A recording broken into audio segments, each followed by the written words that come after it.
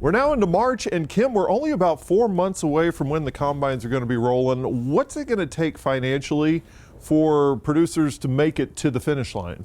Well, some producers still have to put down the top dress. I've visited with them. 75 to 80% of that nitrogen's down. If they've got to put it down, it's going to cost around $15 to $20 an acre.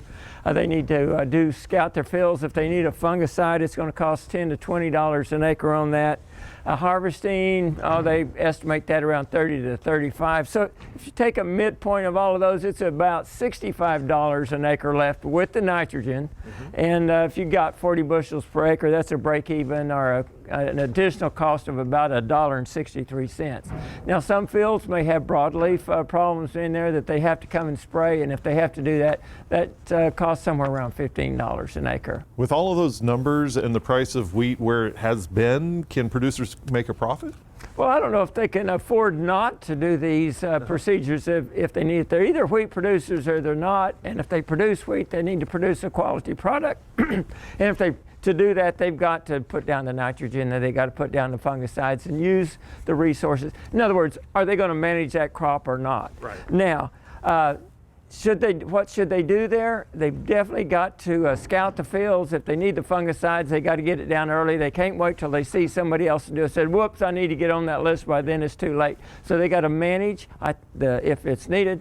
It's not going to be profitable if they don't do it.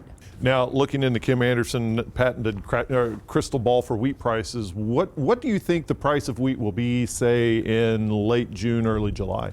Well, the best thing to look at is what you can forward contract it for right now. Snyder, Southern Oklahoma, a minus 40-cent basis, around $4.20 forward contract right now. If you look up around Medford, Burlington, Tacoma, that area, about a minus 22 off that July contract, around $4.40. Of course, that 440 is right at break even.